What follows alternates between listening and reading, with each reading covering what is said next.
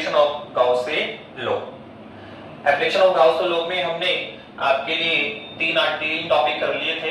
आपके charge spherical shell वाले कर लिए थे, हॉलो स्फीयर भी हो सकता है, कंडक्टर सेल कंडक्टर स्फीयर भी हो सकता है, नॉन कंडक्टर स्फीयर भी हो सकता है। ठीक है, ये तीन टॉपिक हमने कर लिए थे। आज हम इसी का एक नया टॉपिक लेने जा रहे हैं और जो हमारा न्यू टॉपिक होगा वो क्या है, हमें दे रखा है एक इनफाइनाइटली लॉन्ग चार्ज वायर। हमें एक लॉन्ग वायर दे रखा है जो चार्ज है और साथ में ये भी कहा है कि वो इनफाइनाइटली लॉन्ग है। क्या है? इनफाइनाइटली लॉन्ग है वो। तो हमें एक वायर लेना है जो चार्ज्ड होगा और आल्सो गिवन वो क्या है, इनफाइनाइटली लॉन्ग है। इनफाइनाइटली लॉन्ग है। इट इज आल्सो कॉल्ड, जो आपका इनफाइनाइटली लॉन्ग चार्ज वायर है उसे हम आल्सो हम क्या कह सकते हैं, इसे आल्सो कॉल्ड इनफाइनाइटली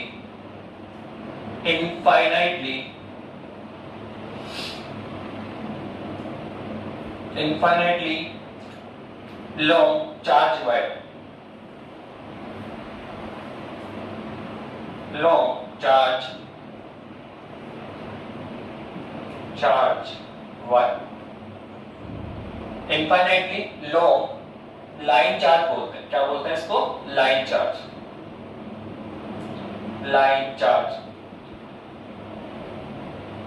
ओके, तो किसी भी नाम से ये टॉपिक एग्जाम में डिस्कस हो सकता है। वो या तो बोलेगा इनफाइनाइटली लॉन्ग वायर है, चार्ज वायर है, या फिर बोलेगा इनफाइनाइटली लॉन्ग लाइन चार्ज है। तो आपको हमें इलेक्ट्रिकल फील्ड फाइंड करना है due to infinitely long charge wire या infinitely line charge. Okay, now हम लोग टॉपिक पे आते हैं और डिस्कस करते हैं कि अगर स्टूडेंट हमें यहाँ पे क्या करना पड़ेगा। एट फर्स्ट एक लॉन्ग वायर लेना होगा, एक वायर लेंगे। तो let us consider a long wire, ठीक है, जिसकी लेंथ क्या दे रखी है, इनफाइनाइटली। इसका मतलब ये वायर कहां पे जाएगा, इनफाइनाइटली की ओर ट्रेस करेगा, इनफाइनाइटली ट्रेस करेगा। ओके, नाउ इसके बाद में हमें इसको चार्ज करना है। तो मानते हैं लेट अस सपोज हमने इसको कितना चार्ज क्यू पुट किया, लेट अस सपोज हमने इसको क्यू चार्ज पुट कर दिया है।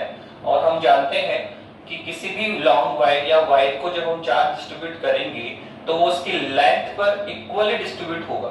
हम जानते हैं वायर में क्या इंपॉर्टेंट होती है, लेंथ। जैसे हमने बताया था, जो कंडक्टर स्पेयर होगा या कंडक्टर जो सरफेस होता है उसके किस पे जाता है, चार्ज सरफेस पे जाएगा। नॉन कंडक्टर है तो किस में जाएगा, वॉल्यूम में जाएगा। ऐसे ही यहाँ पे कौन है, ये लॉन्ग वायर है। तो इस पे डेफिनेटली जो गिवन चार्ज होगा वो इसकी लेंथ पे कंप्लीटली यूनिफॉर्मली डिस्ट्रीब्यूट होगा। तो लेट अस सपोज हमने कितना चार्ज को पुट किया है, q, और जो गिवन चार्ज है वो इसकी कंप्लीट लेंथ पर uniformly distribute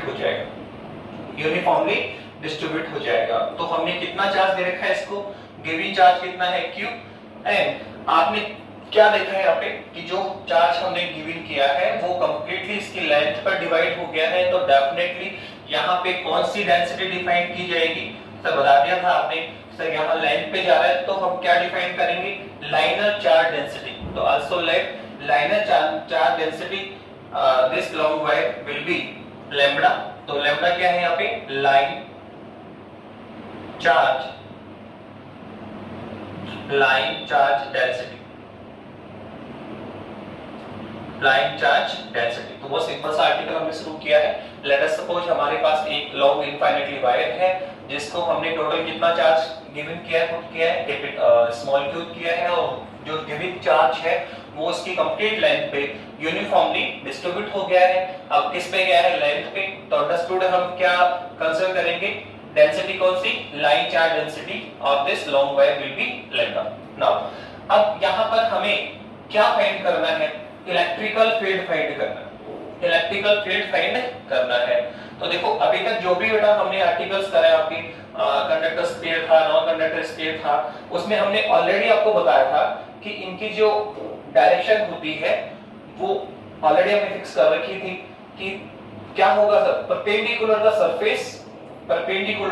surface in radial direction. अगर आप एलिमेंट यहां कंसीडर करेंगे तो ये perpendicular the surface in radial direction. तो हमने ऑलरेडी इसको डिस्कस किया हुआ था कि जो डायरेक्शन है वो परपेंडिकुलर होगी सरफेस इन रेडियल डायरेक्शन। किसमें? कंडक्टर स्फीयर में, नॉन कंडक्टर स्फीयर में, हॉलो स्फीयर में। तो वहां हमें इसकी डायरेक्शन फाइंड करने की आवश्यकता नहीं पड़ी थी। ठीक है, ऑलरेडी डायरेक्शन हमने डिसाइड कर रखी थी कि कहां पे होगी, इन रेडियल डायरेक्शन। लेकिन यहाँ पे देखो हमें यहाँ पे इस आर्टिकल में, इस टॉपिक में हमें इलेक्ट्रिसिटी की डायरेक्शन भी फाइंड करनी होगी। यहाँ जो आर्टिकल चलेगा वो इसके 2 पार्ट में डिवाइड होगा। वहां यहाँ जो स्फेरिकल सेल थे इसमें केवल हमने डायरेक्शन ऑलरेडी हमने कॉल कर दिया कि कहां पे होता है, रेडियल डायरेक्शन में होता है। तो केवल हमने किसके बात की? मैग्नेटिक की बात की। किसकी वैल्यू फाइंड की? Magnetic of the electrical field. Electrical field का मैग्नेट फाइंड किया by using Gauss law, by using Gauss law. Okay, लेकिन यहाँ पर हमें पहले डायरेक्शन फाइंड करनी होगी इलेक्ट्रिकल फील्ड की, कि यहाँ इलेक्ट्रिकल फील्ड की डायरेक्शन कहाँ पे होगी। और सेकंड जो टॉपिक होगा वो हमारा होगा find the magnitude of the electrical field. तो यहाँ हम पहले डायरेक्शन फाइंड करेंगे और फिर बाद में सेकंड टॉपिक क्या होगा? Magnitude of the electrical field. तो फर्स्ट टॉपिक हमारा क्या है? फर्स्ट टॉपिक हमारा यही है, फाइंड द डायरेक्शन। क्या करने जा रहे हैं? पहले हम डायरेक्शन फाइंड करेंगे इसकी, और उसके बाद में सेकेंडरी हम क्या करेंगे? इसका मैग्नीट्यूड फाइंड करेंगे बाय यूजिंग गॉस लॉ। तो जो पहला टॉपिक है हमारा वो है फाइंड डायरेक्शन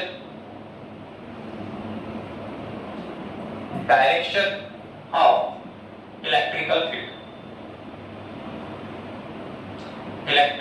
फील्ड।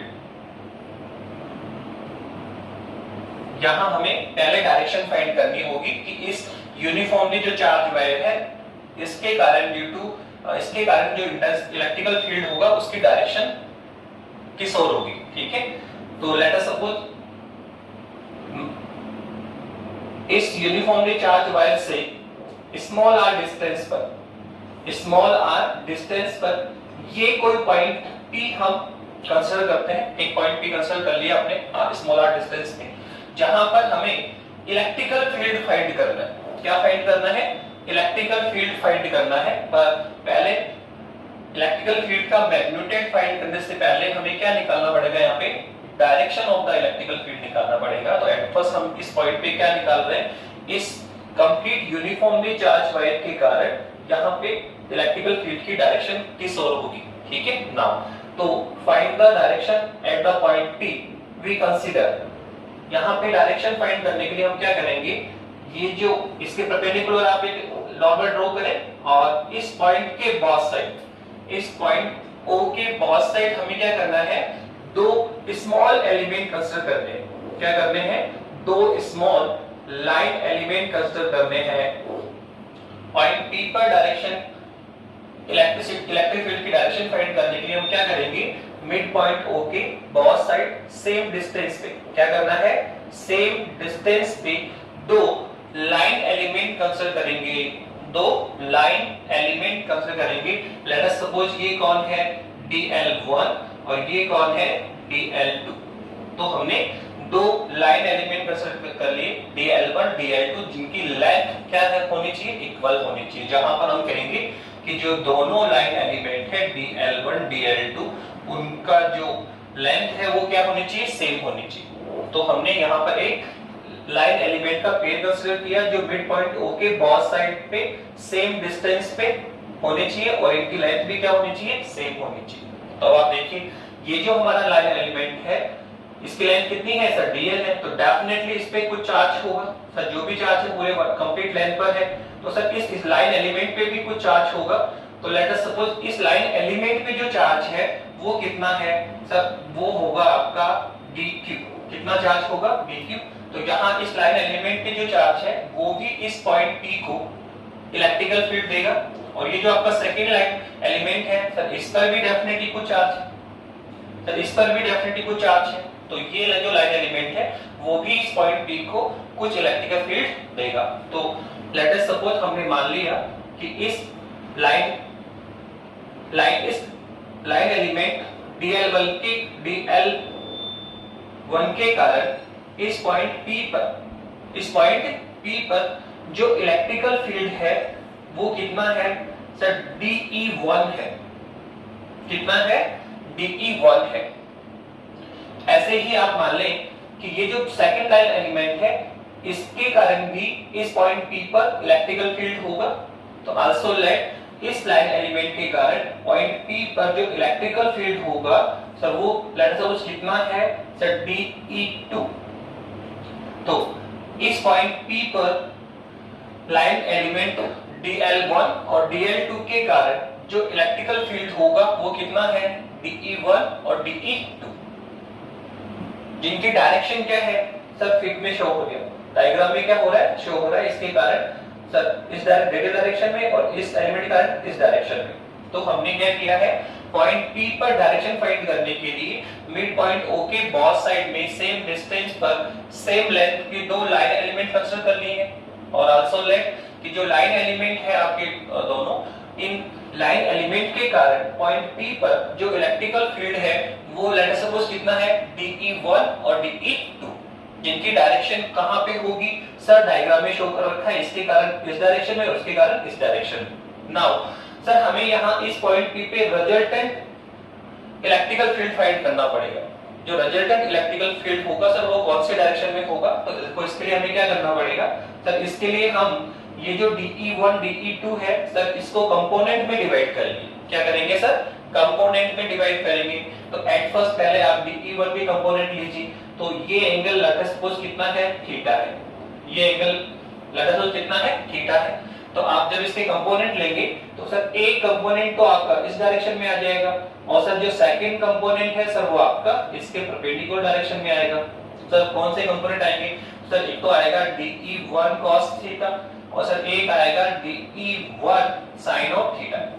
तो हम क्या कर रहे हैं सर इस DE1 के कंपोनेंट ले रहे हैं सर, एक तो आएगा cos कंपोनेंट और एक आएगा sin कंपोनेंट। और हम जानते हैं कि थीटा जिसके साथ बना होता है उस डायरेक्शन में हमेशा क्या आता है cos कंपोनेंट आता है। तो यहाँ पे कौन आएगा sir DE1 cos of theta और इसके परपेंडिकुलर डायरेक्शन में कौन जाएगा तो ये आएगा DE1 sin of theta. Similar way से हम अब किसके कंपोनेंट लेना चाह रहे हैं सर, जो इलेक्ट्रिकल फील्ड DE2 है ठीक है उसके कंपोनेंट लीजिए। तो अगर हम इसके कंपोनेंट लेंगे तो सर एक कंपोनेंट तो इसी डायरेक्शन में आएगा। लेट अस सपोज ये एंगल कितना है थीटा है, ये एंगल थीटा क्या होगा सेम होगा ड्यू टू सिमेट्रिक। देखो ये लेंथ क्या है सेम, ये लेंथ भी क्या है सेम और ये लेंथ भी क्या है सेम और ये सेम लेंथ पे इक्वल लेंथ पे आपने चूज कर रखे हैं तो ये एंगल क्या होगा सेम होगा। तो DE2 के कंपोनेंट लीजिए वापस करके क्या आएगा सर, ये एक आएगा DE2 cos और एक आएगा DE2 sin। बस वही क्वेश्चन था कहां पे cos कहां पे sin। तो बता दिया हमने थीटा जिसके साथ लाइज करता है तो जिसके साथ मेल्ट होता है उधर क्या आता है cos कंपोनेंट। तो सर यहाँ पे कौन आएगा sir DE2 cos of theta और सर यहाँ कौन आएगा तो यहाँ आएगा DE2 sin ऑफ थीटा। तो आप देखिए हमने क्या किया हुआ है सर, जो इलेक्ट्रिकल फील्ड था DE1 और DE2 सर उसको हमने कंपोनेंट में डिवाइड कर लिया। क्या किया सर कंपोनेंट में हमने डिवाइड कर लिया। और अब आप देखिए क्या हमें देखने को मिल रहा है कि सर इसके टू कंपोनेंट्स है, इसकी जो दो कंपोनेंट है सर वो तो एक ही डायरेक्शन में आ रहे हैं। जो cos कंपोनेंट है सर वो तो एक ही डायरेक्शन में आ रहे हैं और जो सर ये जो sin कंपोनेंट है, जो आपके sin कंपोनेंट है सर वो अपोजिट डायरेक्शन में आ रहे हैं। पर एक इंपॉर्टेंट पार्ट यहाँ ये भी है कि सर आपने यहाँ देखा डायरेक्शन सेम है और यहाँ डायरेक्शन अपोजिट है, लेकिन जो सेकंड इंपॉर्टेंट पॉइंट यहाँ पे ये है कि ये जो साइन कंपोनेंट है वो डायरेक्शन में तो अपोजिट है ही, पर अगर आप थोड़ा सा फोकस करें तो आप देखो इनका जो मैग्नीट्यूड है कौन DE1 sin theta also equivalent DE2 sin of theta. इनका जो मैग्नीट्यूड है वो भी क्या होगा सेम। सर कैसे देखिए आप, ये DE1 कौन है सर, DE1 है सर इस लाइन एलिमेंट DL1 के कारण ठीक है, ये इस डिस्टेंस पर क्या है सर इलेक्ट्रिकल फील्ड DE1। तो आप देखिए सर DE1 क्या होगा सर, आप देखो इस लाइन एलिमेंट की जो लेंथ है वो कितनी है सर DL है सर, इसकी लेंथ भी कितनी है DL है। ओके, तो अगर दोनों की लेंथ इक्वल है तो अंडरस्टूड है दोनों लाइन एलिमेंट पे जो चार्ज होगा DQ सर वो भी क्या होगा सेम। तो दोनों लाइन एलिमेंट पे जो चार्ज है वो क्या है सर सेम है। अब यहाँ पे सेम चार्ज है तो ये डिस्टेंस भी क्या है आपकी सेम है। तो इस पॉइंट वाइज चार्ज के कारण, इस पॉइंट वाइज चार्ज के कारण स्मॉल r डिस्टेंस पे जो इलेक्ट्रिकल फील्ड होता है तो वो कितना होता है kq upon r square, kq upon r square. तो देखो इन दोनों लाइन एलिमेंट पे चार्ज भी क्या है इक्वल, और आप देखो इससे पॉइंट P की जो डिस्टेंस है वो भी क्या है इक्वल। तो अंडरस्टूड है कि दोनों लाइन एलिमेंट के कारण इस पॉइंट P पर जो इलेक्ट्रिकल फील्ड आएगा dE1 और dE2 वो क्या होगा सेम होगा। जो dE1 और dE2 क्या होगा सर, इनके मैग्नीट्यूड क्या होंगे सेम, और आप देखो दोनों के मैग्नीट्यूड सेम है, और आप देखो थीटा भी इक्वल है, इसलिए dE1 sin theta also equal है sin थीटा। तो हम कह सकते हैं कि दोनों ये जो कंपोनेंट है वो डायरेक्शन में क्या है अपोजिट, और मैग्नीट्यूड में क्या है सेम, इसलिए ये दोनों क्या हो जाएंगे कैंसिल हो जाएंगे, ये दोनों क्या हो जाएंगे कैंसिल हो जाएंगे। अगर हम अब अगर इसके रेडियल डायरेक्शन में आते हैं तो आप देखो ये दोनों कंपोनेंट क्या है एक ही डायरेक्शन में। अगर हम बात करें इनकी तो मैग्नीट्यूड तो इनका भी सेम है, देखो dE1 बराबर dE2 और cos theta is also equal cos theta, तो ये भी मैग्नीट्यूड में सेम है, लेकिन ये एक ही डायरेक्शन में होने के कारण कैंसिल नहीं होंगे, ये क्या होंगे ऐड होंगे, क्या होंगे ऐड होंगे। तो जो रिजल्टेंट इलेक्ट्रिकल फील्ड की डायरेक्शन आएगी, जो रिजल्टेंट इलेक्ट्रिकल फील्ड की डायरेक्शन आ रही है सर वो किधर आ रही है सर, इस वायर के ये जो चार्ज वायर है सर उसके परपेंडिकुलर नॉर्मल डायरेक्शन में क्या आ रही है सर परपेंडिकुलर, ये आपका वायर है तो कंपोनेंट किधर जा रहा है बताओ सर, रिजल्टेंट कंपोनेंट किधर है तो इस वायर के परपेंडिकुलर डायरेक्शन में हो रहा है, किधर मिल रहा है सर परपेंडिकुलर। जो वायर के जो पैरेलल कंपोनेंट है, वायर के जो पैरेलल कंपोनेंट है सर वो तो क्या है डायरेक्शन तो क्या है अपोजिट, मैग्नीट्यूड क्या है सेम, तो जो वायर के पैरेलल कंपोनेंट है ये तो क्या हो गए कैंसिल हो गए, पर जो लाइन के परपेंडिकुलर कंपोनेंट आ रहे हैं, जो लाइन के परपेंडिकुलर कंपोनेंट आ रहे हैं वो एक ही डायरेक्शन में होने के कारण क्या हो जाएंगे ऐड हो जाएंगे, जिससे रिजल्टेंट जो इलेक्ट्रिकल फील्ड हो किधर आएगा वायर के परपेंडिकुलर डायरेक्शन में आएगा। तो इस तरह से हमने देखा कि यहाँ इस लाइन इस वायर के कारण, इस वायर के कारण जो डायरेक्शन होगी वो कहां पर होगी सर वायर के परपेंडिकुलर नॉर्मल डायरेक्शन में, वायर के परपेंडिकुलर नॉर्मल डायरेक्शन में होगी।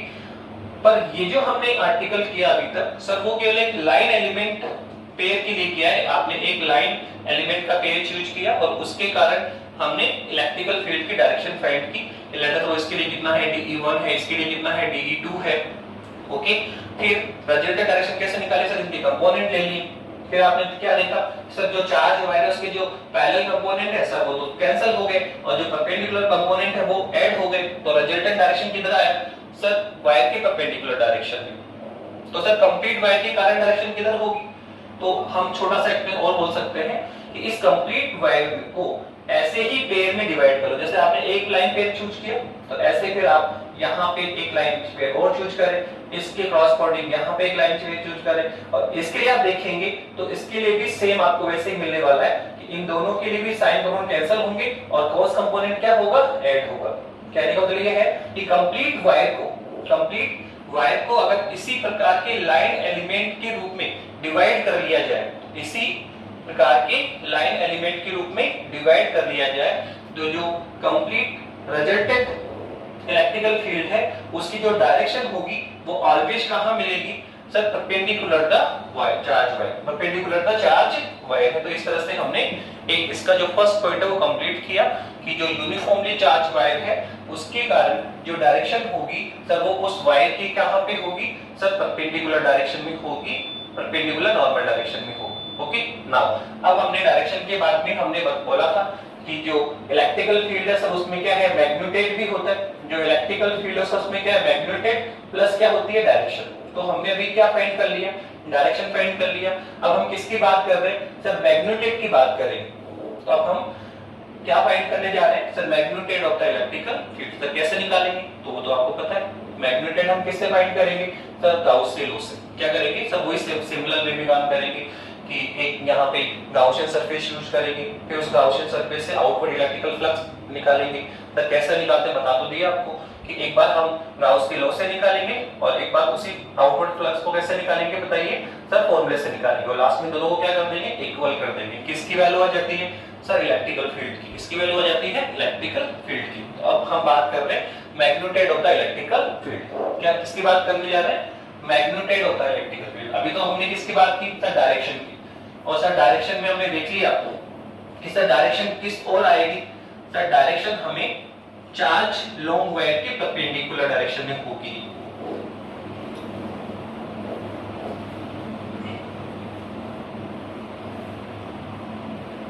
ओके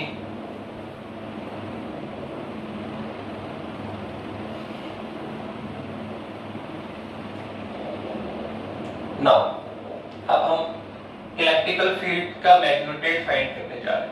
क्या फाइंड करने जा रहे हैं? Find the magnitude of the electrical field by Gauss law. तो वापस से आप डायग्राम बनाइए। लेट अस सपोज ये आपका लॉन्ग वायर है जिसको हमने कितना चार्ज दे रखा है सर, क्यू चार्ज गिवन है सर। गिवन चार्ज किस पर है सर? इसकी पूरी लेंथ पर इक्वली डिस्ट्रीब्यूट है, यूनिफॉर्मली डिस्ट्रीब्यूट है। अब सर यूनिफॉर्मली डिस्ट्रीब्यूट है लेंथ पर, तो माना इसकी जो लाइन चार्ज डेंसिटी वो कितनी है सर? लैम्बडा है। अब आर्टिकल क्या है? तो आर्टिकल ये है कि इस लाइन जो लॉन्ग चार्ज वायर है उस इसके कारण हमें स्मॉल आर डिस्टेंस पर लेट अस सपोज ये पॉइंट P है, ये पॉइंट P है जिस पर हमें इलेक्ट्रिकल फील्ड फाइंड करना तो कैसे करना चाह रहे हैं? बता तो दिया आपने कि सर यहाँ इलेक्ट्रिकल फील्ड हम किसकी हेल्प से करेंगे सर? गॉस लॉ की हेल्प से करेंगे। अब गॉस लॉ क्या है सर? गॉस लॉ है कि हम जानते हैं गॉस लॉ अप्लाई करना चाह रहे हो तो यहाँ पर हमें सबसे पहले एक गाउसियन सरफेस यूज करना पड़ेगा और उस गाउसियन सरफेस से आउटवर्ड इलेक्ट्रिकल फ्लक्स फाइंड करेंगे और फिर कहां तक पहुंच जाएंगे? इलेक्ट्रिकल फील्ड तक। तो एट फर्स्ट सबसे पहले आपको क्या फाइंड लेना पड़ेगा यहाँ पे sir? Gaussian surface. Sir Gaussian surface किस शेप का होगा? तो हम पहले बता चुके हैं कि सिमेट्री के अकॉर्डिंग चलना पड़ेगा आपको। जैसे हम पहले किसकी बात कर रहे थे सर? स्फेरिकल सेल था, स्फीयर था। तो सर यहाँ शेप कैसा है? क्या है सर? सर स्फीयर है। तो हमने जहां जो भी गाउसियन सरफेस यूज कैसे किए सर? स्फेरिकल किए थे। अब आप देखो यहाँ ड्यू टू सिमेट्री देखो कि जो हमारे पास लाइन वायर ये जो आपका वायर है सर ये क्या होता है सर? सिलेंडर टाइप का होता है, ठीक है। तो यहाँ पर भी हम सिलेंडर टाइप का ही गाउसियन सरफेस लेंगे। वैसे ज्यादा बेटर होता है कि हमें ड्यू टू सिमेट्री देखना होगा कि जो गाउसियन सरफेस हम चूज करें सर उसके लिए जो चार्ज डिस्ट्रीब्यूशन है वो क्या होना चाहिए? सिमेट्रिक होना चाहिए। और जो गाउसियन सरफेस हम चूज कर रहे हैं उसके एवरी पॉइंट पे इलेक्ट्रिकल फील्ड की जो इंटेंसिटी है वो क्या होनी चाहिए? कांस्टेंट होनी चाहिए। राइट वे तो परफेक्ट राइट वे तो यही है बेटा कि जब आप गाउसियन सरफेस चूज कर रहे हैं तो उसमें आपको ध्यान रखना है कि जो चार्ज डिस्ट्रीब्यूशन है वो सिमेट्रिक होना चाहिए और जो आप सरफेस यूज कर रहे हैं उस पर इलेक्ट्रिकल फील्ड की जो इंटेंसिटी है, इलेक्ट्रिकल फील्ड का जो मैग्नीट्यूड है वो क्या होना चाहिए? एवरी पॉइंट पे क्या होना चाहिए? सेम होना चाहिए। तो हम यहाँ पे क्या करेंगे? इस पॉइंट P से पास होता हुआ, इस पॉइंट P से पास होता हुआ हम एक सिलेंड्रिकल गाउसियन सरफेस यूज करें। क्या करेंगे? एक सिलेंड्रिकल गाउसियन सरफेस यूज करेंगे। अब बताइए जो आपने सिलेंड्रिकल गाउसियन सरफेस यूज किया है क्या सर उसने पूरे वायर को कवर कर लिया है क्या? तो हम बोलेंगे सर बिल्कुल भी नहीं। क्यों? क्यों सर आपने बताया था कि सर वायर तो क्या है सर? इनफाइनाइटली लॉन्ग जा रहा है सर। वायर तो क्या जा रहा है सर? इनफाइनाइटली लॉन्ग जा रहा है। तो कंप्लीट वायर तो कवर नहीं कर सकता। तो ये वायर की कुछ लेंथ को कवर करेगा। तो कितनी लेंथ कवर करेगा सर? जितनी सिलेंडर की लेंथ होगी। तो लेट अस आल्सो सपोज कि length of the cylinder, length of Gaussian cylinder will be कितना है सर? Small L. मान लेते हैं लेंथ ऑफ द सिलेंडर कितना है? Small L. अब हमें क्या करना है सर? सिंपल, ये आपका गाउसियन सरफेस हो गया, सिलेंडर का सरफेस ले लिया। अब इस गाउसियन सरफेस से हमें क्या निकालना है? आउटवर्ड इलेक्ट्रिकल फ्लक्स निकालना है। क्या निकालना है सर? आउटवर्ड इलेक्ट्रिकल फ्लक्स निकालना है। सर कैसे सर बता दिया आपने। सर एक बार हम किससे निकालेंगे? गॉस लॉ से निकालेंगे। फिर किससे निकालेंगे सर? फॉर्मूले से निकालेंगे। फिर दोनों को क्या कर देंगे सर? इक्वल कर देंगे। किसकी वैल्यू आएगी सर? इलेक्ट्रिकल फील्ड की। इलेक्ट्रिकल फील्ड की। तो सिंपल सा है कि let us suppose small r distance पर ये पॉइंट P है जहां हमें इलेक्ट्रिकल फील्ड फाइंड करना है। इसके लिए हम पॉइंट P से पासिंग सिलेंड्रिकल गाउसियन सरफेस को चूज कर लेते हैं। तो इस सिलेंड्रिकल गाउसियन सरफेस से आउटवर्ड इलेक्ट्रिकल फ्लक्स क्या है? Outward electrical flux from the Gaussian law. तो हम क्या लिखने जा रहे हैं? हम लिखने जा रहे हैं अब, ठीक है, the outward electrical flux from the outward electrical flux from cylindrical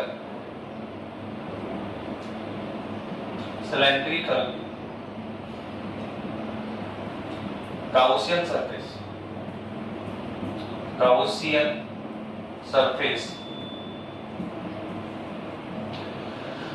from Gauss law से यूज करेंगे पहले। सर गॉस लॉ लगाइए, कितना है सर, ये रहा फाई, कितना होता है सर, फाई हमारे पास में होता है sigma Q upon epsilon not, equation number 1, where sir हमें केवल किसको देखना होता है, सर बता दिया आपने गॉस लॉ में तो केवल और केवल हम सिग्मा क्यू को हमें कैलकुलेट करना पड़ेगा। और सिग्मा क्यू क्या है सर, सर सिग्मा क्यू है कि जो हमने गॉसियन सरफेस यूज किया है, कैसा सर, यहाँ पे एक सिलेंडर टाइप का है, तो जो सिलेंडर टाइप का गॉसियन सरफेस है सर उसके इनसाइड कितना चार्ज है, इस सिलेंड्रिकल जो गॉसियन सरफेस है सर उसके इनसाइड कितना चार्ज अभी है, तो सर वो कैलकुलेट करें। सर कितना चार्ज है बताइए सर, हमने जो कितना चार्ज दिया था सर, कैपिटल स्मॉल क्यू दे रखा है सर, तो जो हमने चार्ज दिया सर वो तो इसकी पूरी लेंथ पर है।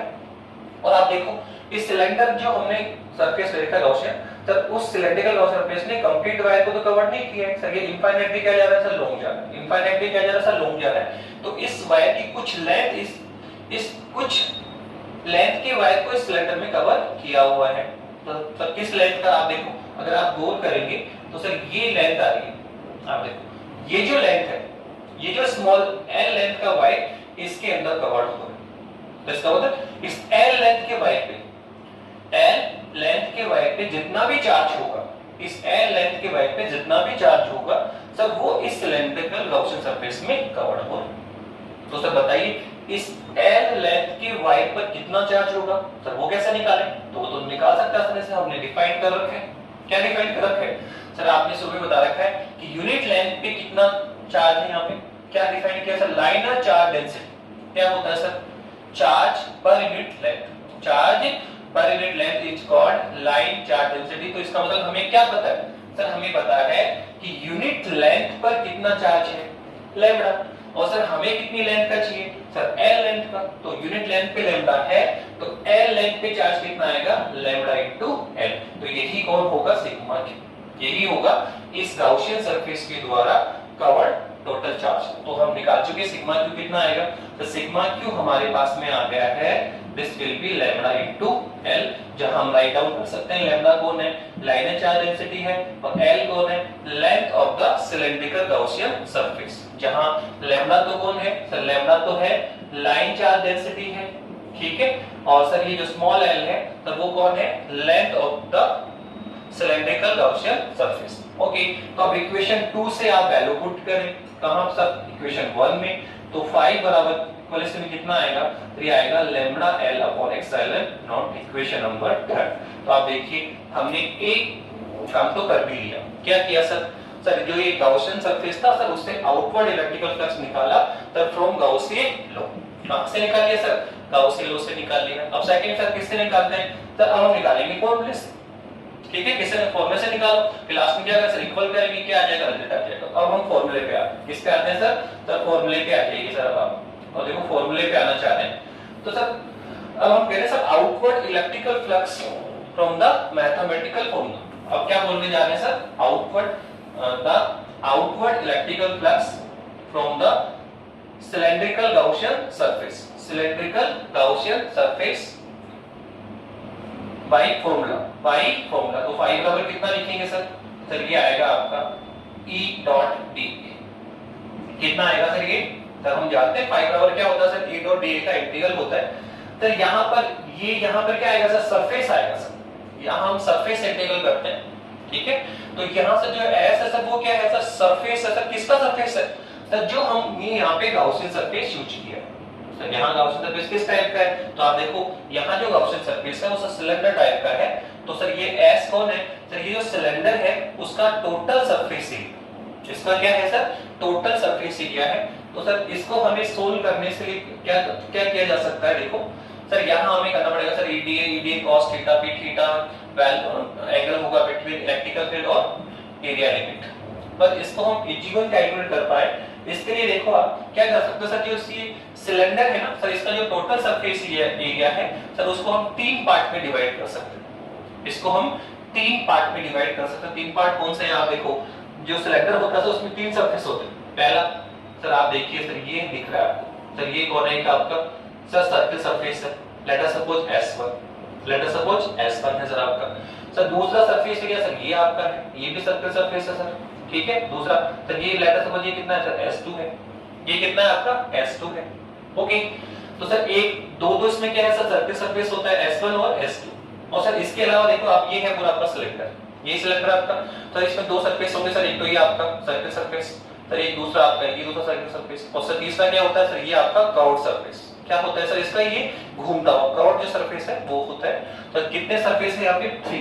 तो सर एक तो S1 S2 तो कौन है सर्कल सरफेस होता है, और S3 क्या है आपका कर्व्ड सरफेस है। तो हम कह सकते हैं कि इस जो आपका सिलेंडर सरफेस है, टोटल सिलेंडर का जो सरफेस है उसको 3 पार्ट में डिवाइड किया।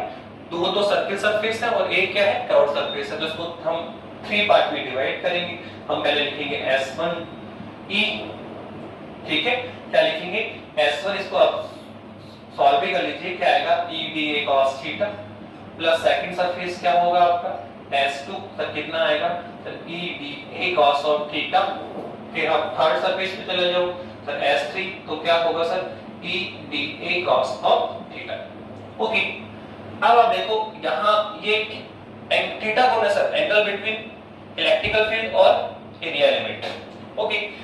हमें यहाँ थीटा देखना है बिटवीन इलेक्ट्रिकल फील्ड और एरिया एलिमेंट, सर यहाँ भी हमें थीटा देखना है इलेक्ट्रिकल फील्ड और एरिया एलिमेंट के बिटवीन। लेकिन जब यहाँ थीटा फाइंड कर रहे हैं तो सरफेस S1 पे आपको काम करना है, यहाँ सरफेस S2 पे रहना है, यहाँ सरफेस S3 पे रहना है। S1 S2 कौन है सर्कल सरफेस है, और S3 कौन है कर्व्ड सरफेस है। तो सबसे पहले आप S1 पे चले और क्या फाइंड करें सर, इलेक्ट्रिकल फील्ड और एरिया एलिमेंट के बिटवीन का एंगल। तो आप देखो आप S1 पे आप एक स्मॉल एलिमेंट कंसीडर करिए, आप यहाँ पे सपोज करो सर, यहाँ आपने एक एरिया एलिमेंट कंसीडर किया DA, चलिए।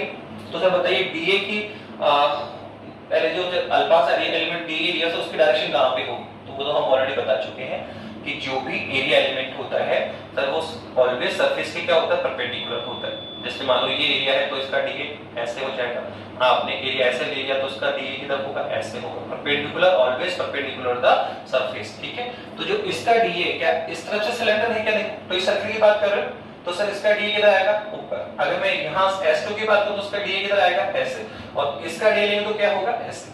आप देखिए इजी में देखिए सर, इसका DA परपेंडिकुलर सरफेस, सर इसका DA परपेंडिकुलर द सरफेस, और अगर इस कर्व सरफेस पे लेंगे तो सर इसका DA क्या आएगा परपेंडिकुलर द सरफेस। अगर आप यहाँ चूज करते हैं तो सर इसका DA कहाँ जाएगा सर परपेंडिकुलर DA। और सर अगर मैं यहाँ एरिया चूज करूं तो सर यहाँ पे मैंने एरिया चूज किया DA, तो सर इसका क्या आएगा sir perpendicular the B।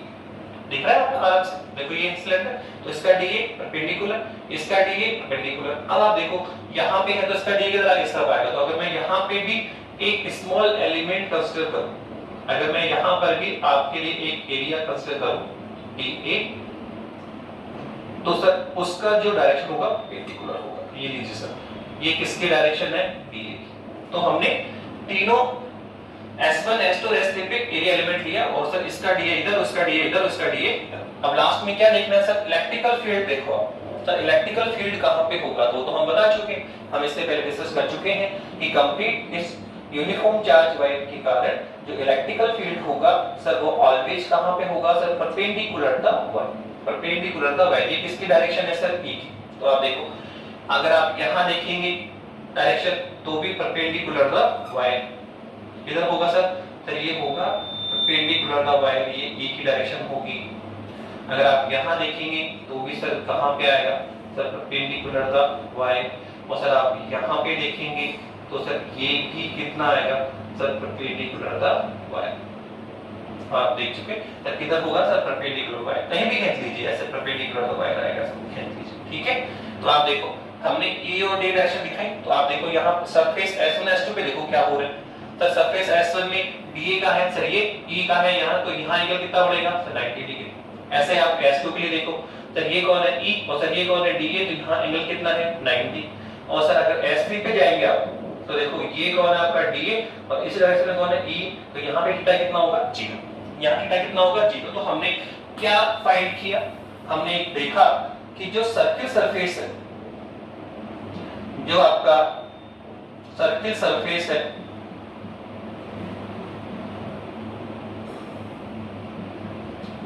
Circle surface के लिए थीटा कितना आया सर 90, और जो आपका कर्व्ड सरफेस है, जो आपका कर्व्ड सरफेस है सर उसके लिए थीटा कितना आया 0। ठीक है, जो सर्किल सरफेस कौन है सर S1 S2, और जो कर्व्ड सरफेस है S के सरफेस पे कितना है 0 है। तो पुट करिए आप, तो फाई बराबर कितना आएगा सर, ये हमारे पास आएगा इंटीग्रेशन ऑफ, पहले क्या आएगा S1, तो कितना आएगा sir E dA into S1 कौन है सर्किल सरफेस, देखो S1 कौन है सर्किल, S2 भी कौन है सर्किल, तो थीटा कितना 90। तो आप देखिए कितना आएगा, ये आएगा cos ऑफ 90 प्लस फिर आएगा आपका S2, ये भी सर्किल सरफेस है, तो सर यहाँ भी थीटा कितना है E dA into cos of 90 plus last में कौन है सर S3 है, तो ये कितना आएगा sir E dA into cos of 0। But we know, हम जानते हैं cos 90 क्या होता है 0 होता है, तो ये भी इसको गया 0 को, और सर ये भी किसको जाएगा 0 को। cos 90 0 है तो कंप्लीट 0 को, ये भी 0, आपका cos 0 कितना होता है 1, cos 0 कितना होता है 1, तो यहां से वैल्यू निकल के आएगी और हमारे पास पाई बराबर आ जाएगा, ये आपके आ जाएगा S3 को, केवल क्या बचेगा S3, ये भी किसको गया 0 को, ये भी किसको गया 0 को, तो फिर ये बचेगा S3 और कितना आएगा सर EDA। ओके, ये हमने कर लिया, क्या लिया सर EDA ले लिया। नाउ अब देखिए क्या है सर, अब हमें यहाँ पे सरफेस इंटीग्रेशन करना है, तो आप तो जानते हैं E क्या होगा कांस्टेंट, आप इसको ड्यू टू सिमेट्रिक भी देख सकते हैं सर, E यहाँ पे कांस्टेंट क्यों होगा, तो आप देखो S3 कौन है सर कवर्ड सरफेस, S3 कौन है आपका कवर्ड सरफेस है सर, ये वाला सरफेस है, ये ऐसे घूमता हो सरफेस, जो घूमता हो सरफेस है S1 S2 तो खत्म हो गया, सर्किल सरफेस 0 हो गया, सर्किल सरफेस 0 हो गया, केवल हमारे पास क्या बचा कर्व्ड सरफेस बचा। तो जो इंटीग्रेशन होगा सर वो इसकी घूमते हुए, जो ये आपका कर्व्ड सरफेस है इस पे होगा सर वो, तो सर इस सरफेस की बात कर रहे हैं सर, आप कर्व्ड घूमते हुए सरफेस की बात कर रहे हैं, तो सर यहाँ पे E का मान कांस्टेंट है क्या, हां बिल्कुल कांस्टेंट है। आप देखिए अगर आप पॉइंट P यहां कर सकते तो ये डिस्टेंस कितनी है R, यहां चूज करें तो भी कितना है R, अगर पॉइंट P यहां तो ये भी डिस्टेंस कितनी है R, तो इस कर्व्ड सरफेस से पॉइंट P कहां भी कंसीडर कर लो आप, तो यहाँ ये जो आपका है डिस्टेंस r क्या आएगा सेम आएगा, और मैं एडवांस में लिख देता हूँ कि अभी हम जो कैलकुलेट करके लाएंगे तो वो आएगा lambda upon 2 pi epsilon not into में r, ये आएगी electrical field due to the uniform charge by, ये रिजल्ट अभी हम निकाल के लाएंगे। तो आप देखो अगर हम इन पॉइंट्स p की बात करें तो लैम्बडा क्या है डेंसिटी कांस्टेंट है सर, 2 कांस्टेंट है, पाई कांस्टेंट है, एप्सिलॉन नॉट कांस्टेंट है सर, केवल कौन है स्मॉल r चेंज हो सकता है सर, लेकिन अगर आप इस कर्व सरफेस पे ही घूम रहे पॉइंट P यहां चूज करें तो भी डिस्टेंस कितनी है r, यहां चूज करें तो भी डिस्टेंस कितनी है r, यहां चूज करेंगे तो भी डिस्टेंस कितनी है r, ये भी कितना है r, तो आप देखो इस कर्व सरफेस के लिए तो ये जो length small distance small r है तो वो भी क्या है कांस्टेंट है, तो here lambda is constant, pi is constant, epsilon naught is constant, r small r distance also constant, तो then हम कह सकते हैं E will be constant।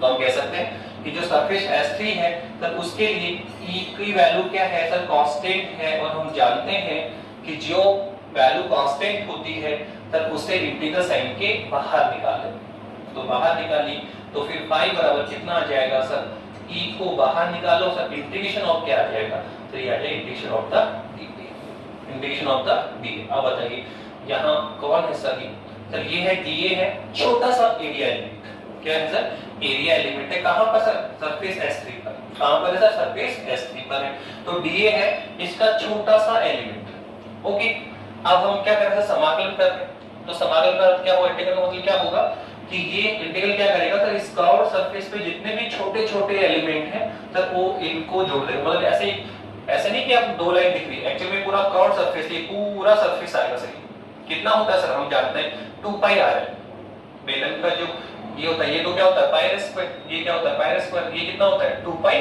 r, तो ये हमें क्या मिलने वाला है सर, अगर हम यहाँ लिखें ये को तो सर ये कौन है सर, ये है 2 पाई r और l, 2 पाई r, ये कौन है सर ये है surface, total surface area curved surface of the cylindrical, total curved surface, area of the curved surface, area of the curved surface है, कितना होगा सर ये 2 पाई आर एल। तो हम इसकी वैल्यू यहां पुट कर दें, ठीक है। तो कितना आएगा पाई बराबर, तो हमारे पास आ जाएगा E डॉट 2 पाई आर और L, equation number 4, equation number 4। तो देखिए हमने क्या कर लिया है सर, एक सिलेंड्रिकल गॉसियन सरफेस लिया था सर, उससे आउटवर्ड इलेक्ट्रिक फ्लक्स फाइंड किया है, एक बार उसे लॉ से कर लिया, सेकंड सर फॉर्मूले से कर लिया, फिर लास्ट में क्या करते हैं सर इक्वल करते हैं, दोनों क्या करते हैं इक्वल, जैसे इक्वल करोगे आपका आंसर आ जाएगा। तो sir equation third and equation fourth, from equation third and fourth we get, हमें क्या मिल रहा है सर, दोनों को इक्वल करो तो E dot 2 pi small r l बराबर कितना आएगा सर, ये आ जाएगा lambda l upon epsilon naught, lambda l upon epsilon naught हो गया। ओके नाउ अब आप देखिए क्या हो रहा है सर, स्मॉल एल से स्मॉल एल कैंसिल हुआ, तो किसकी वैल्यू चाहिए सर, E की, तो कितना आएगा सर, ये आएगा lambda upon 2 pi epsilon naught small are. तो ये लीजिए हमने इलेक्ट्रिकल फील्ड फाइंड कर लिया, क्या फाइंड कर लिया सर, इलेक्ट्रिकल फील्ड फाइंड कर लिया due to uniformly charge wire, uniformly charge wire. तो इस तरह से हमने किया, पहले डायरेक्शन फाइंड की और उसके बाद में क्या फाइंड कर लिया सर, इलेक्ट्रिकल फील्ड फाइंड कर लिया, क्या फाइंड कर लिया, इलेक्ट्रिकल फील्ड। अब थोड़ा सा हम इससे कुछ रिजल्ट डिस्कस करेंगे और न्यूमेरिकल डिस्कस करेंगे, इसके रिजल्ट और कुछ इसके न्यूमेरिकल डिस्कस करेंगे, देखिए क्या हो इस तरह।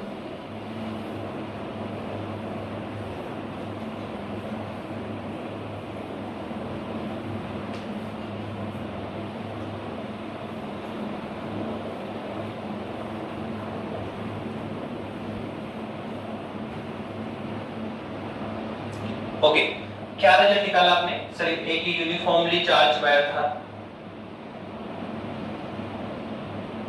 ओके सर इसकी चार्ज डेंसिटी कितनी है, लैम्डा है, और क्या रिजल्ट फाइंड किया सर, इससे स्मॉल आर डिस्टेंस पर, इससे स्मॉल आर डिस्टेंस पर जो इलेक्ट्रिकल फील्ड मिलता है स्मॉल डिस्टेंस पे, तो वो कितना आता है sir, lambda upon 2 pi epsilon not small are. तो अब देखो कुछ रिजल्ट बना रहे हैं हम यहाँ पे सर, क्या रिजल्ट बन रहा है, सबसे पहले सर इलेक्ट्रिकल फील्ड क्या फाइंड किया सर, ये आया हमारा lambda upon 2 pi epsilon not small r. Okay तो हम एक तो इसको थोड़ा सा मॉडिफाई कर सकते हैं, इसको इन टर्म्स ऑफ के भी लेकर आ सकते हैं सर, कैसे सर, आप देखिए k की वैल्यू क्या होगी सर, k की वैल्यू हमारे पास होती है 1 अपॉन 4 पाई एप्सिलॉन नॉट। तो अगर इन टर्म्स ऑफ k लेकर आना चाह रहे हैं तो आप इसको 1 अपॉन पाई एप्सिलॉन बनाइए, तो सर इसको ऐसे बना सकते हैं, क्या बनाएंगे sir 1 upon 4 pi epsilon not चाहिए सर हमें, जबकि सर यहाँ तो 2 पाई एप्सिलॉन नॉट ही है, हमें चाहिए 4, तो इसको ऊपर नीचे 2 से मल्टीप्लाई करें तो ये आएगा 2 लैम्डा। हमने क्या किया सर, इसको ऊपर नीचे 2 से मल्टीप्लाई किया तो 2 यहाँ गया, 2 इधर लगा दीजिए, और सर यहाँ पे क्या मिलेगा हमें सर, यहाँ मिलेगा 2 लैम्डा अपॉन आर। अब देखो बैलेंस हो रहा है, आप 2 से 2 4 कटने होगा, ये आपको मिल जाएगा। ऐसा करने से ये कौन बना सकते, तो E बराबर कितना आ गया sir, 2k lambda upon are. तो ये भी इलेक्ट्रिकल फील्ड है due to uniformly charge wire, uniformly charge wire, और ये है इन टर्म्स ऑफ k और ये है in terms of epsilon not. Okay now इसके बाद में क्या कर सकते हैं सर, यहां से हम क्या देख सकते हैं सर, ये है मैग्नेटेड फॉर्म है सर, ये क्या है मैग्नेटेड ऑफ द इलेक्ट्रिकल फील्ड है, हम इसको वेक्टर फॉर्म में भी लिख सकते हैं सर, इसको सर वेक्टर फॉर्म में लिखो, वेक्टर फॉर्म में लिखिए। तो अगर वेक्टर फॉर्म में लिखते हैं तो क्या आएगा, तो देखो वेक्टर फॉर्म में डायरेक्शन लिखनी है आपको, तो कितना है सर आपके पास में sir, lambda upon 2 pi epsilon naught r. आप इन टर्म्स ऑफ के भी लिख सकते हैं, कोई दिक्कत नहीं है सर, ये मैग्नेटेड है सर, हमें इसको वेक्टर फॉर्म में लिखना है, क्या लिखना है सर, इसको वेक्टर फॉर्म में लिखना है। तो अगर आप वेक्टर फॉर्म में लिखेंगे तो सर इसकी डायरेक्शन किधर होगी, तो यहाँ पे हम लगाएंगे एन कैप, यहाँ पे हम क्या लगाएंगे, एन कैप लगाएंगे सर। ये कैसे लगा दिया आपने, तो आप देखो कि जो भी इसकी हम बता चुके हैं कि जो वायर के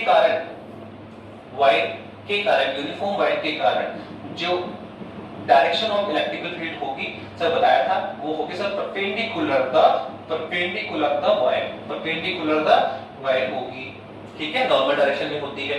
तो ये जो एन कैप है सर वो क्या है सर, वो है unit vector in normal direction. क्या है सर, वो unit vector in normal direction. Okay, तो हमने क्या लगा दिया, एंकर, जहां हम कह सकते हैं एंकर कौन है, तो यूनिट वेक्टर है। कौन है सर, ये यूनिट वेक्टर है, unit vector in normal direction, in normal direction. Okay,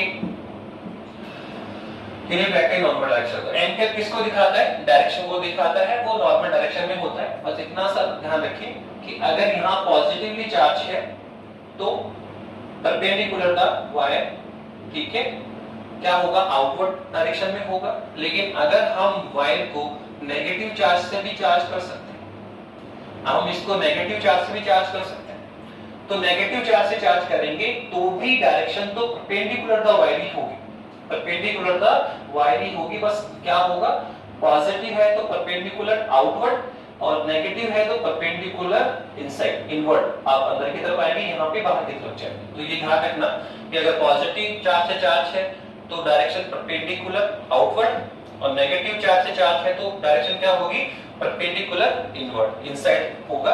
तो ये ध्यान रखना कि जब नेगेटिव चार्ज हो तो आपको डायरेक्शन कहां लेनी होगी, परपेंडिकुलर तो दोनों में ही होती है, पर एक बार आउटवर्ड और एक बार इनवर्ड। तो ये है in terms of the vector, इसको हमने वेक्टर फॉर्म में लिखा। ओके, नाउ अब इसके बाद में हम बात करना चाह रहे हैं कि sir graph relation between E and r. हम रिलेशन इलेक्ट्रिक फील्ड और डिस्टेंस में रिलेशन भी लिख सकते हैं। तो रिलेशन पुट करें तो E बराबर कितना है sir, lambda upon 2 pi epsilon into में r है। तो lambda is constant, lambda density, pi constant, epsilon भी कांस्टेंट है। तो हम कह सकते हैं जो इलेक्ट्रिकल फील्ड है वो केवल किस पे डिपेंड कर रहा है, डिस्टेंस पे। किस पे डिपेंड कर रहा है, डिस्टेंस पे। और कैसे सर, सर ये है, क्या है सर, ये सर इनवर्स लो है डिस्टेंस के। क्या है सर, ये इनवर्स लो है। इसका मतलब ये होगा कि वायर से जैसे जैसे हम डिस्टेंस पर जाएंगे तो इलेक्ट्रिकल फील्ड क्या होगा, डिक्रीज होगा। वायर ये है, आप इससे थोड़ा पास में चले जाए और दूर जाए और दूर जाए, तो आप देखें कि हम इससे डिस्टेंस बढ़ा रहे हैं, डिस्टेंस पे जा रहे हैं, तो इलेक्ट्रिकल फील्ड क्या होगा, डिक्रीज होगा। इलेक्ट्रिकल फील्ड में क्या आएगी, कमी आएगी। अर्थात यूनिफॉर्मली वायर से हम डिस्टेंस पे जाते हैं तो इलेक्ट्रिकल फील्ड क्या होता है, डिक्रीज होता है। क्या होता है, डिक्रीज होता है। अब हम चाहें तो ग्राफ भी ड्रॉ कर सकते हैं। क्या कर सकते हैं सर, हम ग्राफ भी ड्रॉ कर सकते हैं। इसमें ग्राफ ड्रॉ करना चाह रहे हैं तब हम ग्राफ ड्रॉ कर रहे हैं ई और आर में। इसमें सर ई और आर में, तो क्या देखा सर, ये ओरिजिनल है। तो जैसे जैसे डिस्टेंस इंक्रीज होगी इलेक्ट्रिकल फील्ड क्या होगा, डिक्रीज होगा। तो सर इस तरह का डिजाइन ग्राफ डिजाइन होगा, ई डायरेक्टली प्रोपोर्शनल टू 1/r। ऐसे ही जो हमने ग्राफ डिजाइन कर सकते हैं तो सर वो हम ई और लैम्बडा में भी कर सकते हैं। आप देखिए हमने क्या लिखा, ई बराबर क्या है, lambda upon 2 pi epsilon into में r। तो एक बार r को कांस्टेंट मानिए तो हम कहेंगे E directly proportional to lambda. Electrical field जो लाइनर चार्ज डेंसिटी है उसकी क्या है सर, डायरेक्टली प्रोपोर्शनल है। इसका मतलब ये हुआ कि लाइनर चार्ज डेंसिटी अगर इंक्रीज करोगे तो इलेक्ट्रिकल फील्ड भी इंक्रीज होगा, और अगर ये डिक्रीज होगा तो ये भी क्या होगा, डिक्रीज होगा। तो अगर हम ग्राफ खींचे, ठीक है, डिस्टेंस के तो इनवर्स लो है, तो लाइनर चार्ज डेंसिटी के क्या है, डायरेक्टली प्रोपोर्शनल है। और अगर हम ग्राफ ड्रॉ करें सर ई और इसमें ई और लैम्बडा लाइनर चार्ज डेंसिटी में, तो ये क्या होगा, डायरेक्टली प्रोपोर्शनल होगा। और कैसा ग्राफ अगर स्ट्रेट लाइन अगर E directly proportional to lambda. तो ये आपको कंप्लीटली शॉर्ट ब्रीफ है जो डायरेक्टली पुट होना चाहिए। रिजल्ट्स आप फोकस करिए कि सबसे पहले तो आप फॉर्मूला लर्न करिए जिससे हम न्यूमेरिकल्स कर पाएंगे। फॉर्मूला अगर आपने लर्न कर लिया है तो इजीली हम रिलेशन भी बना सकते हैं, हम ग्राफ ड्रॉ भी कर सकते हैं, और सबसे इंपॉर्टेंट है कि हम इस पे न्यूमेरिकल डिस्कस कर लेंगे। क्या कर लेंगे इसके साथ, न्यूमेरिकल डिस्कस कर लेंगे। अब इस पे न्यूमेरिकल देखो किस टाइप के आते हैं। इसमें अगर हम न्यूमेरिकल देखें तो किस टाइप के आएंगे, बहुत सिंपल टाइप का न्यूमेरिकल इस पे बनता है। देखिए क्या बनेगा, अगर हम यहाँ न्यूमेरिकल की बात करें तो न्यूमेरिकल भी बहुत सिंपल टाइप का बनेगा। देखिए कैसे बनता है।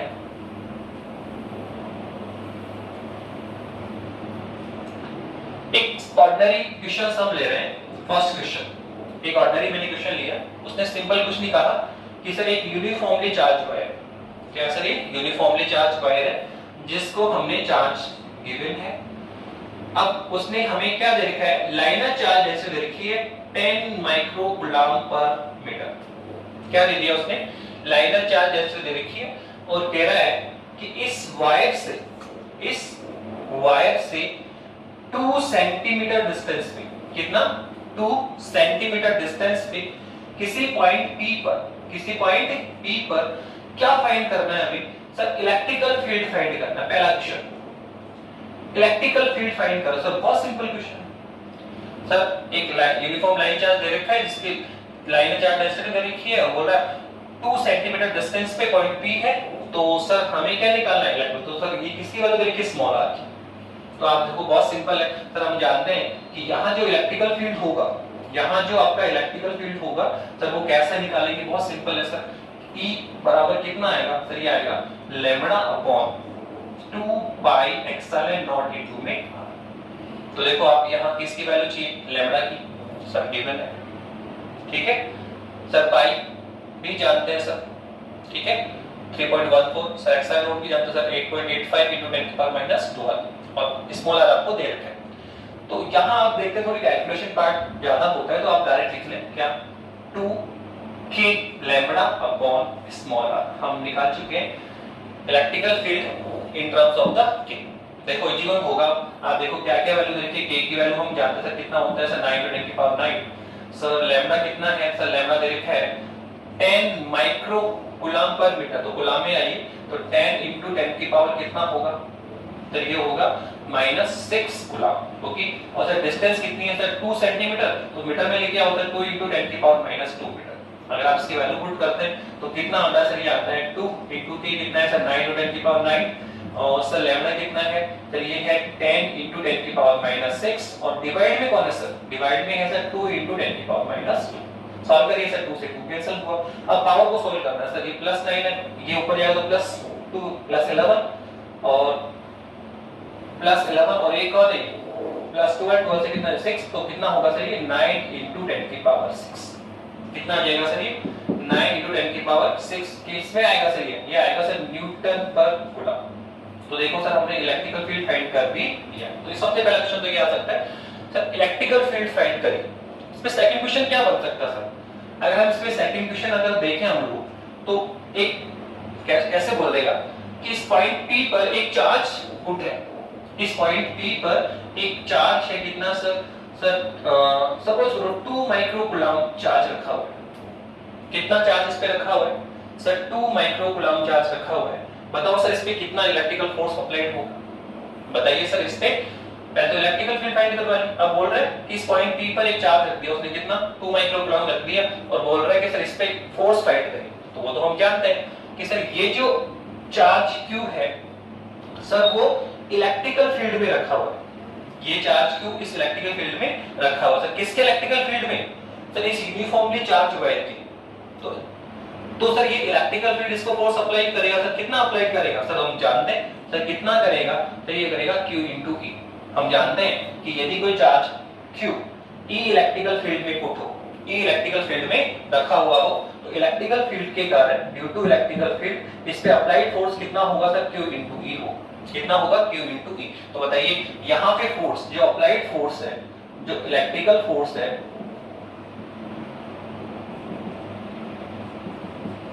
इलेक्ट्रिकल जो फोर्स निकालेंगे, इलेक्ट्रिकल फोर्स निकालेंगे तो कितना आएगा सर? F बराबर कितना आएगा सर? Q into E।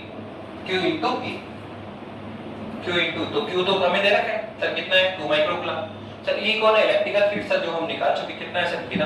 तो अब डायरेक्टली इलेक्ट्रिक फील्ड कितना आएगा सर? ये आएगा सर Q into E। तो सर कितना आएगा बराबर? चलिए हमारे पास है टेबल, Q कितना है सर? Q हमें दे रखा है 2 into 10 की पावर -6, 2 माइक्रो कूलम है, तो कूलम में आ जाइए, इनटू में कौन है? इलेक्ट्रिक फील्ड कितना निकाला? तो ये हमने निकाला 9 into 10 की पावर 6, ओके। अब आप देखो ये कैंसिल हो गए, तो कितना हुआ? 18। कितना हुआ सर? ये 18 न्यूटन हमारे पास फोर्स आ गया। सही किया ना? 2 माइक्रो कूलम, तो 2 into 10 की पावर -6 और सर इलेक्ट्रिकल फील्ड कितना आया था सर? 9 into 10 की पावर 6, तो हो गया कंप्लीट 18 न्यूटन। कितना फोर्स आ गया? न्यूटन। तो इस तरह से पहले इलेक्ट्रिकल फील्ड फाइंड करवा सकता है, फिर बोलेगा सर यहाँ हमने चार्ज रख दिया, तो सर इस पे आप कितना फोर्स लगेगा वो भी फाइंड करवा सकता है। थोड़ा सा आगे और बढ़ सकता है सर, जब फोर्स ही लग रहा है तो सर एस्केलेशन की बात कर लेगा सर, कितना एस्केलेशन है इस आगे चार्ज में, फोर्स अप्लाई होगा तो इसमें ये एस्केलेटर होगा चार्ज, तो सर इसमें एस्केलेशन की बात कर लेगा। तो सर वो भी कर सकते हैं। M बराबर क्या होता है? फोर्स निकल गया, तो M बराबर क्या होता है? बराबर क्या होता है ma होगा, तो कितना होगा सर 18 न्यूटन, कितना होगा सर 18 न्यूटन। तो यहाँ से हम क्या निकाल सकते हैं, एक्सेलरेशन निकाल सकते हैं। इसके लिए आपको मास का इसमें डिवाइड करना पड़ेगा। सब इस केस में यहाँ मास भी देगा, वो स्टैंडर्ड वैल्यू लेता है, ऐसे बोल देगा कि यहाँ पे इलेक्ट्रॉन रखा हुआ है, क्या रखा हुआ है इलेक्ट्रॉन, अभी तो लिखा हुआ है 2 माइक्रोकूलम। जब वो एक्सेलरेशन की बात करेगा तो बोलेगा इलेक्ट्रॉन रखा है, प्रोटॉन रखा है, ठीक है, कोई जो स्टैंडर्ड पार्टिकल है वो ले लेगा। तो अगर इलेक्ट्रॉन रखा है तो यहाँ किसका मास आ जाएगा, इलेक्ट्रॉन का। तो A ऑफ E कितना आएगा, तो 18 न्यूटन। इस फोर्स में 18 न्यूटन में किसका भाग देंगे, मास ऑफ इलेक्ट्रॉन। तो अब वो एक्सेलरेशन की बात करेगा तो फिर वो मास भी दे देगा। तो इस तरह से शॉर्ट क्वेश्चन कर सकता है, इलेक्ट्रिकल फील्ड फाइंड करवा लेगा, उसके बाद में यहाँ पे चार्ज रख के उसपे फोर्स अप्लाई करवा लेगा, थोड़ा सा एक्सेलरेशन भी आपको पुट करना पड़ सकता है, ठीक है, एक्सेलरेशन भी कैलकुलेट करना पड़ सकता है। तो इस तरह के इसके शॉर्ट क्वेश्चन आते हैं जो हमें ध्यान रखना है। ओके, अब एक छोटी सी बात को समझ लीजिए, हम बार-बार कह रहे हैं कि सर ये इनफाइनाइटली लॉन्ग है। क्या है सर, ये इनफाइनाइटली लॉन्ग है। तो इनफाइनाइटली लॉन्ग का अर्थ ये नहीं होता है कि ये इनफाइनाइटली लॉन्ग है, ठीक है। एक्चुअल में ये जो है आपकी, इसकी जो लेंथ है वो इस डिस्टेंस के कंपेरेटिव, इस डिस्टेंस जो स्मॉल आर आप ले रहे हैं, ये पॉइंट आप यहां चूज कर सकते हैं, यहां चूज कर सकते हैं, यहां चूज कर सकते हैं। तो ये जो पॉइंट स्मॉल आर डिस्टेंस पे चूज करते हो, ये जो डिस्टेंस स्मॉल आर है सर, इसके कंपेरेटिव बहुत स्मॉल होनी चाहिए, तो हम इसको इनफाइनाइटली कैलकुलेट कर, मतलब ये जो वायर की लेंथ है ना, इसकी जो डायमेंशन है, इसकी जो लेंथ है वो सर वो इस डिस्टेंस के कंपैरिजन में क्या होने से ज्यादा होनी चाहिए, डिस्टेंस के कंपैरिजन में। जैसे मान लो आपने लेंथ तो वायर कितनी ले रखी है, 10 मीटर ले रखी है, ओके। अब जो स्मॉल आर आपने ले लिया, स्मॉल ले लिया 2 मिलीमीटर पे ले लिया। अब बताइए, तो ये जो 10 मीटर लेंथ है सर, वो मिलीमीटर की कंपैरिजन में तो बहुत बड़ा है क्या, बस इतना ही है।